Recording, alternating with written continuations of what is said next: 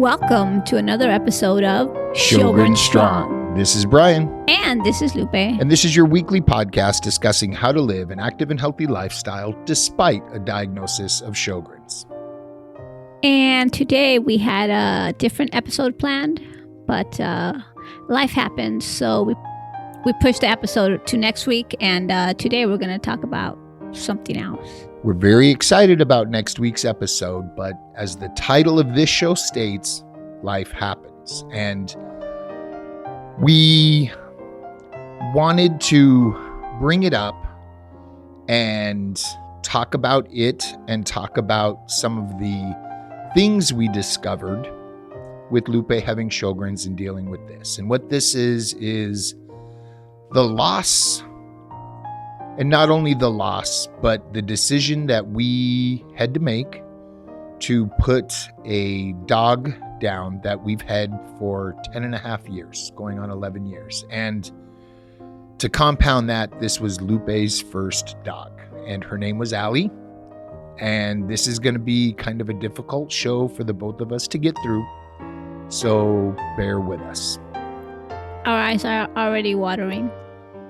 That they are. So we, 10 and a half years ago, we went to a Petco, which is a chain of pet stores out here on the West Coast. I'm not sure if they're national, because they were having an adoption day, and we both believe in rescuing dogs. So we wanted to go see what they had. And what we found was this cute, tiny, little, adorable boxer terrier mix. She was about 8 weeks. I don't know, 5 pounds. 5-6 pounds. And she was just this beautiful little girl. And I saw her first, but I didn't pick her up. And until a little boy, he's like, Dad, that's the one I want. And I'm like, nope, not today. So I grabbed her. So she snatched this little dog almost out of the hands of this little boy. Not quite. I saw her first. And we brought Allie home. And again, being Lupe's first dog and not being raised with pets, she was a little timid and shy. Forget that. The word is scared. I was so afraid of this little dog. I didn't know how to handle it, how to touch it, how to pick it up. I was scared of it.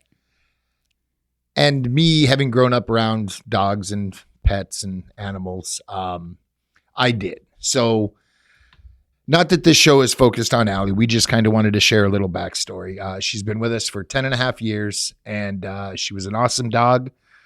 Knew to sit, knew to go out back. She was easy to train, full of energy. But the last year or so, her health has been failing, and it's been issue after issue. And we made the decision, because she either had cancer and or congestive heart failure, and her being the age she was, with consulting with the vet, this was the option that we chose, because she's been in and out of the vet for quite a while now, dealing with issue after issue. And it's a really tough decision to make.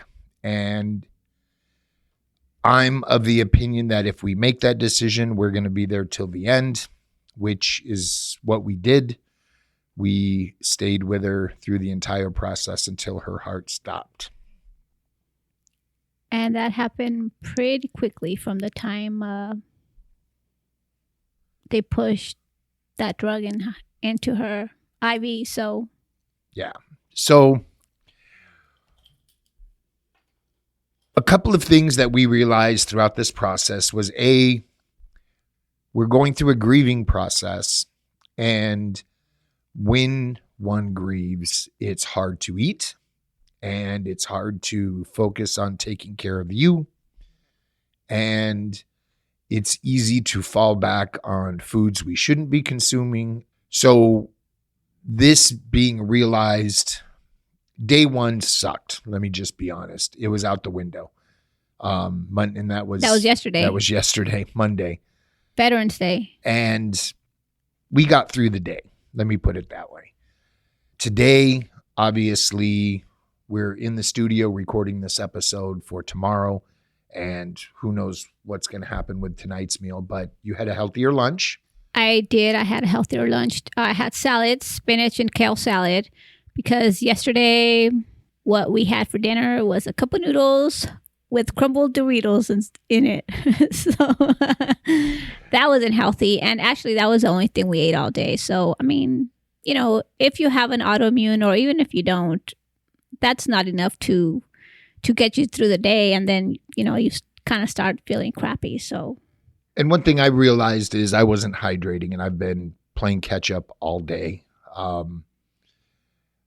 The other thing that came to light was Lupe was able to produce some tears. I was actually bawling my eyes out. I cried so much. I mean, my eyes are dry, but I've been able to cry, thankfully.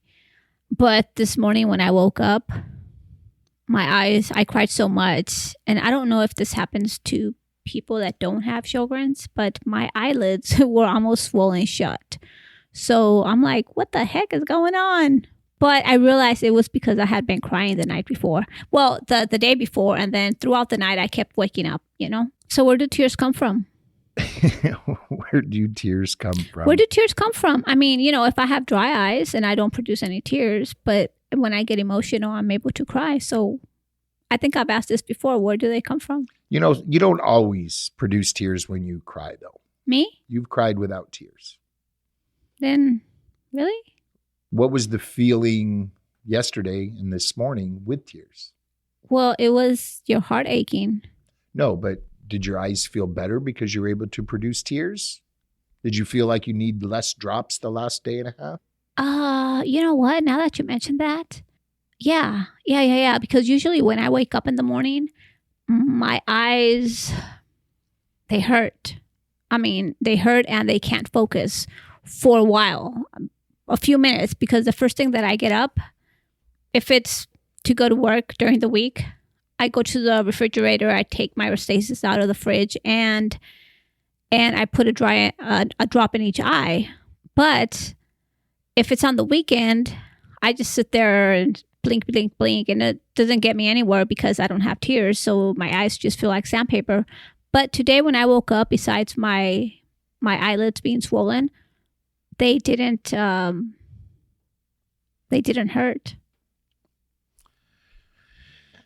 I didn't realize that until you said this. Say that again. And I didn't realize that until you just said that. Well, it's something that I noticed, and I kind of expected that answer, but wanted to ask you why we were recording this episode.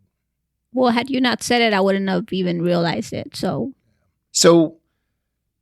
you know, I guess we wanted to share the couple of realizations that we made, and we invite you to comment on this episode, whether it be on sjogrenstrong.com or hit us up on Living Sjogren Strong, our private group on Facebook, and or just to post on Facebook. Let us know things that you may have experienced during a grieving process, if you don't mind sharing that.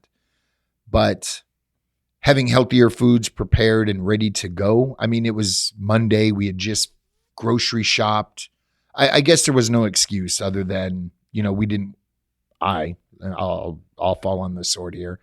I didn't want to cook. I didn't want to do much. And, you know, I'll take the hit for that. You don't have to take it. It was both of us. Well, we went to the grocery store Sunday and we didn't prepare our food. So, but, you know, we were caring for Allie also. Yeah, her last couple of days, she needed a lot of extra love and attention. But please share with us if you've gone through a grieving process with Sjogren's and any realizations that you might have made. And, you know, in preparation, sometimes we know hardships coming our way, and that grief will be an emotion that we experience and feel, and not that we can prepare for it. But I mean, at the very least, I should have been reminding Lupe to sip, drink. I feel I should have been preparing a healthier meal than a cup of noodles with Doritos. Don't forget the Doritos. But You know, I was melancholy all day yesterday. I moved meetings from morning to afternoon. And, you know, I'm sure some of you are going to be listening going, why? It's just a dog. But we are dog people. And Allie's been part of our life for 10 and a half years. And she went on some cool trips with us. Kings Canyon. We visited the beach. She went on a road trip with us and used to bark at semis. Yeah, and unfortunately, in the end, she couldn't even really stand up in the back seat of the car to bark at passing trucks. But we wanted to get this episode out because we don't want to miss a week. And next week's episode is going to be The Arthritis Dietitian. The Arthritis Dietitian. And that's the show that should have come to you this week, but we weren't quite 100% done with having it ready for you. And we wanted to get a show out. We really and truly appreciate all of you listening to Sjogren Strong. Our numbers keep increasing week after week, which is telling. And it tells us that you guys like what we're doing. And part of what we do is our real life experience. And unfortunately, this is something we experienced and we wanted to share. Well, this show to me is about keeping it real. You know, it's life happens with or without Sjogrens, you know, and we just want to be ourselves. And yeah, I want to say I did post yesterday about the loss of Allie, and I did it not because tears, not because, you know, we were looking for sympathy, but just I want to remember. And Facebook's really good about putting memories in our face. And, you know, this happened a year ago and this happened 2 years ago. And having that there is comforting to us. You know, it's a reminder that she won't be forgotten. So for those of you who did share love with us, we appreciate that. It wasn't the intent of the post, but we do appreciate the kind words and love. Because, again, I like sharing my personal experiences, the good and the bad, what I'm going through.